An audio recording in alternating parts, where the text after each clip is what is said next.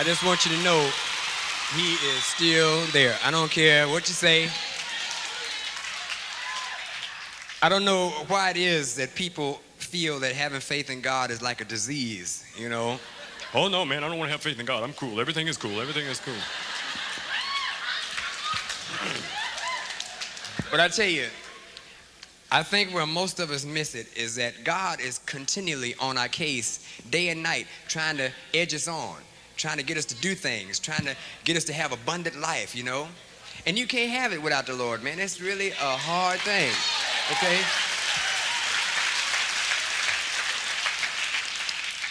The scriptures say that where there is no vision, the people perish, okay? It is mandatory. When the Lord tells us to do something, man, we're going to do it. Because see, friends will come around and say, hey, man, that ain't never been done before. Oh, really? Yeah, man, you can't do that. Really? Well, I guess I can't do that, you know? I have seen three things in this character that will just totally knock visions out the box. One is disobedience. And Eve naturally gives us the picture on that one. Okay? God told Eve, don't mess with the tree.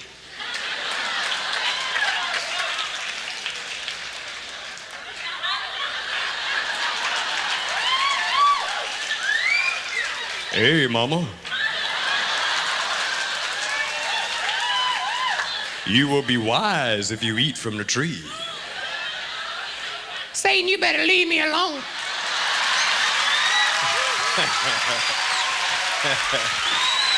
You guys too much. But as you know, she and her husband ate from the tree, and all this mess, this sin that we got in the world today, it comes from that. I mean, even the, you know, I look around and see the pimples, you know. The bad breath is all evidence of sin.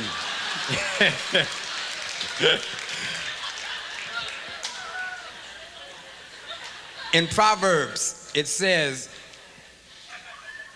fear of the Lord is the beginning of wisdom.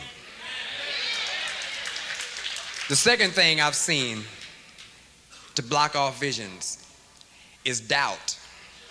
Now, you know Peter gives us the picture on that one, right?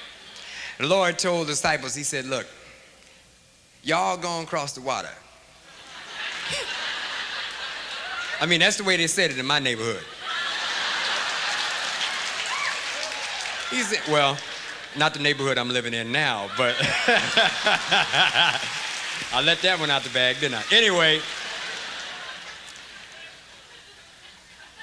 the disciples said, wow, man, ain't no more boats around here. How you gonna catch up with us?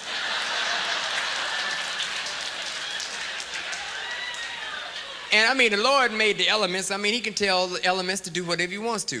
I mean, if you don't want gravity right now, cool. Let's just float for a minute, you know? Okay? Yeah. But after these disciples went on across the water, man, they checked the nighttime out. They said, when the Lord said he's going to show up somewhere. And all of a sudden, here he came walking on the water. He said, oh, my God. What is that? Is that a ghost? No. Peter said, no, that's the Lord, man. That's the Lord walking. Lord, can I play? Can I play? Lord said, cool. Come on, Peter. So Peter jumped out the water and he started to walk. Oh, man. Oh, he was having such a good time. Walk on, Peter.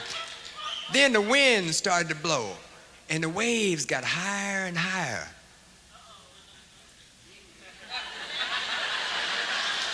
He said, I can't walk on water. Glub, glub, glub, glub, glub, glub, glub, glub. See, the one who doubts is like the surf of the sea that's driven and tossed about by the wind. Let not that man expect that he will receive anything from the Lord. A double-minded man is unstable in all his ways. Okay. The third thing I've seen to block visions off is fear. Boy, fear is a monster. I mean, for some reason, it'll just do things to you, man, give you heart trouble, give you brain tumors, give you all kind of stuff, man. He just be frightened, right? That's all it's from. But for some reason, we mess with fear too, you know? For some reason, when them, TV programs come on, them more gory ones, or one of the more gory movies come out, we got to go see it. I mean, even if we can only watch with one eye, I got to see this, I like that top part when he bites his neck and it all comes down. Elisha's servant gives us a beautiful picture of fear.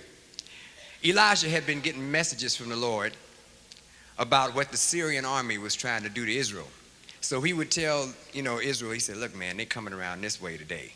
So Israel said, cool, I'm going the other way.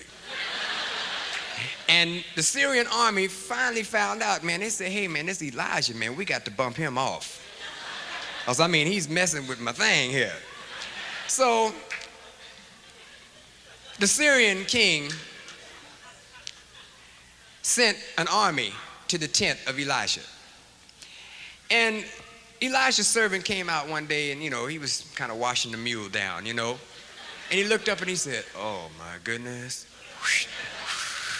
Hey, Elijah, they here, man. Did I tell you shouldn't have been telling them folks, man, about I told you about that, man. So Elisha got up and he said, oh, what's happening, man?